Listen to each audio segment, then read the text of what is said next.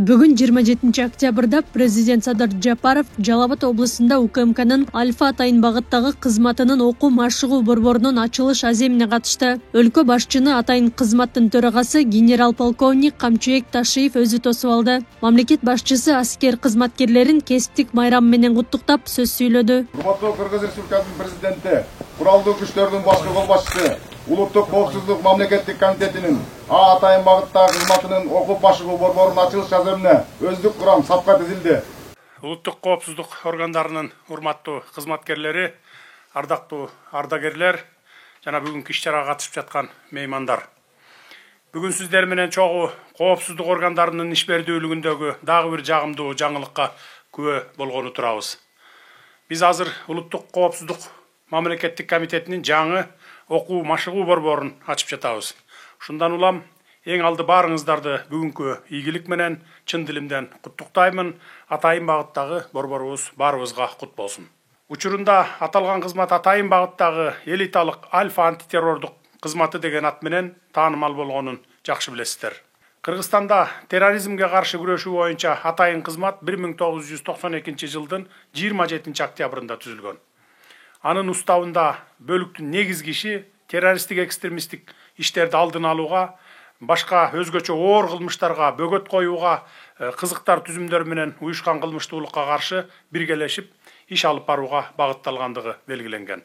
Атайын багыттагы кызматка кабыл алынуучу талапкерлерге күчтүү эрк, жогорку адамгерчилик сапат, дене тарбия жактан мыкты даярдык, моралдык психологиялык кыйынчылыкка, тобокелчиликке туруштук бере алган, кызмат кылууга медициналык жарамдуулугу боюнча жана башка күчөтүлгөн талаптар коюлган. Ошол мезгилден баштап улуттук коопсуздук органдарынын альфа тобу өзүнүн өзгөчө ишмердигин үзгүлтүксүз аткарып келет. Албетте, кызматтын негизги функциялары терроризмге, коомдук саясий кырдаалды урчутууга багытталган террористтик жана экстремисттик иштерге каршы күрөшүү, жапырт башаламандыкты жана башка экстремисттик мүнөздөгү кылмыштардын алдын алуу, конституциялык түзүлүштү күч менен өзгөртүүгө жана бийликти кулатууга, андан сырткары өлкөнүн аймактык бүтүндүгүнө жана эгемендүүлүгүнө кол салууга бөгөт коюу болуп эсептелет. Азыркы учурда атайын багыттагы кызматтын согуштук күжүрмөн деңгээлин күчөтүү, анын тактикалык окуу машыгуу иш-чараларын жогорку деңгээлде өткөрүү, материалдык техникалык базасын чыңдоо, ошондой эле абада, темир жол жана башка ири стратегиялык объектилерге кол салуу аракеттерине каршылык көрсөтүү максаттарында иш-чаралар көрүлүүдө. Үстүбүздөгү жылдын башында дал биз турган жерге Улуттук коопсуздук мамлекеттик кызматынын жетекчилигинин демилгеси менен атайын багыттагы кызматтын окуу машыгуу борборунун курулуш иштери башталып, мынакей бардык шарттар менен пайдаланууга берилип отурат. Ошондой эле кызматтын өздүк курамын чыңдоо максатында заманбап техникалар, акыркы үлгүдөгү аппараттар алынып берилип жатат. Мындан сырткары бул борбордо Жалал Абад облусунун күч түзүмдөрү менен жарандык коргонуу түзүмдөрү да өздөрүнүн күжүрмөн даярдыгын жогорулатуу боюнча окуу машыгууларды өткөрүүгө мүмкүнчүлүк алышты. Улуттук коопсуздук мамлекеттик комитетинин альфа атайын багыттагы кызматынын урматтуу жоокерлери учурдан пайдаланып, сиздерди бүгүнкү кесиптик майрамыңыздар менен чын дилимден куттуктаймын. Жараткан, ырыологон бул улуу милдетти аткарууда сиздердин терең билимиңиздер менен мол тажрыйбаңыздар жетиштүү экенине мен бекем ишенемин. Кыргыз элинин ыйык энчиси болгон эгемендигибизди, өлкөбүздүн бейпилдиги менен туруктуулугун камсыздоодо көрүнбөгөн майдандын күжүрмөн жоокерлери катары өтөгөн кызматыңардын акыбети кайтсын, ийгилик каалаймын. Элим жерим деп жасаган ишиңиздер, калтырган изиңиздер түбөлүк болсун.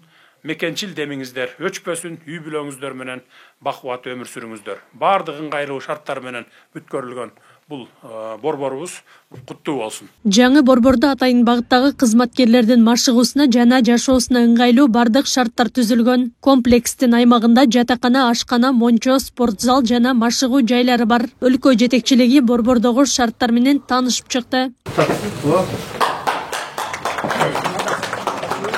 Окуу жана машыгуу боюнча борбордун өмүр сүрүү лейтенанты Эркин Тур. Bizler bu balonu şu bilgisayar tarafında üretiyoruz. Galiba aynı zamanda bayağı uygun olarak çekiyor. Ama практически заданияларды берет, чек занятияларды өтөбөт, чек бар, чуть-чуть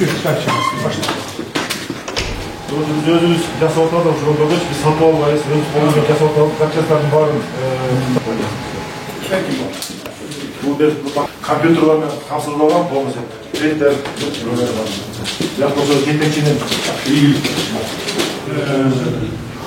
осы жаңалығынан заман бақ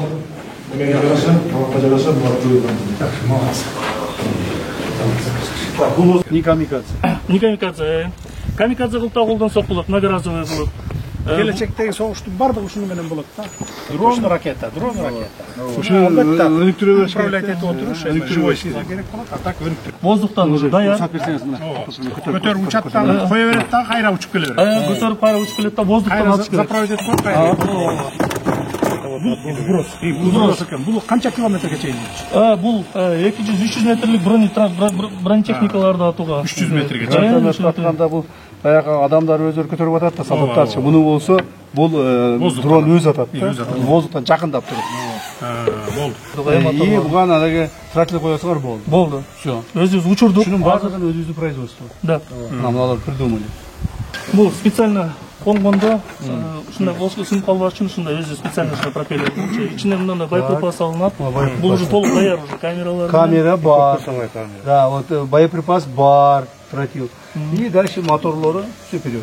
Белгилей кетсек, УКМКнын Альфа атайын багыттагы кызматы 1992 жылдын 27 октябрында түзүлгөн. Бул кызмат тарыхында көптөгөн атайын операцияларды ишке ашыруу менен катарына мыкты жоокерлерди кошкон элиталык бөлүк болуп саналат. Камчыбек Ташиев Альфа кызматкерлерин кесиптик майрам менен куттуктап, мекенге ак кызмат кылууга чакырды. Мындан ары сиздерде мүмкүнчүлүк бар. Өзүңүздөр жакшы билесиздер, биздин ушуга чейинки кылган кызматыбызда, сиздердин кызматыңыздарда көптөгөн мындай ыңгайсыздыктар болуп келген. Ошол ыңгайсыздардын баарын жойдук. Бүгүнкү күндө сиздердин кызматыңыздарда атайын кызмат үчүн мына Бишкекте жакшы полигонду даярдадык.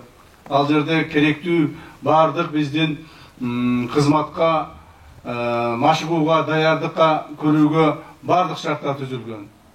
Анан кийин мына эми түштүк жагыбызда дагы ушундай жаңы объектини куруп бүтүп атабыз. Ошондон кызматыңарды таза аткаргыла. Анан сырткары дагы бир жолу айтайын, бүгүн сиздердин атайын кызматтын түзүлгөндүгүнүн күнү. Мына ушуга дагы символикалык жагынан өтө жакшы болуп атат. Бул сиздердин эсиңерде калат. Силер бардык Улуттук коопсуздук мамлекеттик комитетинин башка бөлүкчөлөрүнө, бөлүмдөрүнө, подразделенияларынын бардыгына үлгү боло аласыздар. Себеби сиздердин жасаган жумушуңуздар оор, кыйын жана кооптуу жумуш. Ошого карабастан жумушуңар таза так аткарып келе жатасыңар. Бирок ошол эле мезгилде арабызда укук бузууларга катталган кызматкерлерибиз дагы бар. Муну жакшы билесиңер. Айрыкча командирлер. Силерден жоопту сурайбыз. Кол алдындагы кызматкер эгер мыйзам бузса, эгер кайсы бир мыйзамдуулукка катыша турган болсо, силер да кошоп жооп бересиңер. Ошондон ушул жагын жакшылап караңыздар. Мен ойлоймун, я очень надеюсь, что наши сотрудники ССН Альфа всегда будут служить во благо нашей страны, в честь комитета и честь нашей службы. Поэтому я вас прошу, чтобы в дальнейшем также исполнять свои обязанности, функциональные обязанности, четко в соответствии с нашим законодательством и храбростью. Без храбрости вашей службе служить нечего. То есть, если вы не будете храбрыми, если вы не будете бесстрашными, здесь именно в этой подразделении служить невозможно. Поэтому я надеюсь, что наши бойцы спецподразделения всегда стояли на первом ряду и также будут стоять по пресечению незаконных формирований, террористов, экстремистов и сепаратистов, других закононарушителей. Поэтому вы являетесь элитой наших подразделений, вооруженных сил всего Кыргызстана. Я очень надеюсь, что вы свои функции хорошо понимаете. Но среди вас тоже имеются некоторые наши сотрудники, которые нарушают наше законодательство. Помогайте друг другу. Кто нарушает, того останавливайте. Если не будет останавливаться, дайте мне предложение. Мы их, в конце концов, уволим. Такие сотрудники не должны быть среди нас. Потому что вы действительно на самом деле являетесь элитным подразделением вооруженных сил нашей страны. Не просто одного как бы учреждения или комитета. Нет.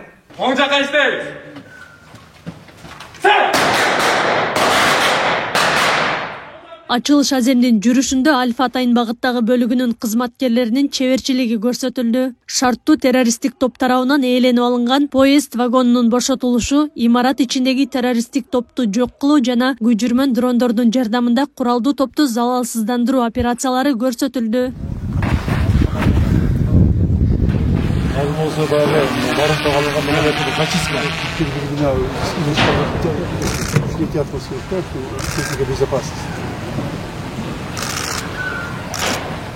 Самолет атап келдік, бияққа тренка қыламыз.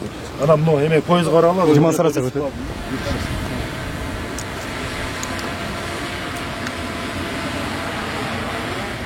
Артқа қарап есептейін. 5, 4, 2, 1, табу.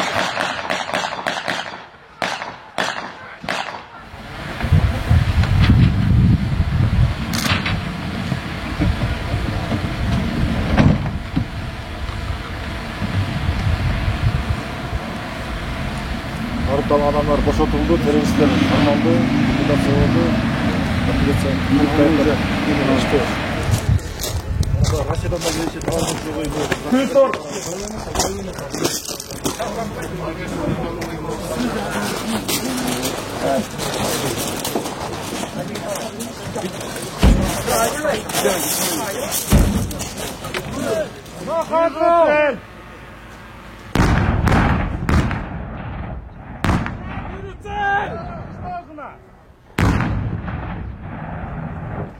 Аклай Карабаева, Замирбек Тойчубаев, регион. Тапшырып коелу. Мына Атай Альфа жокери.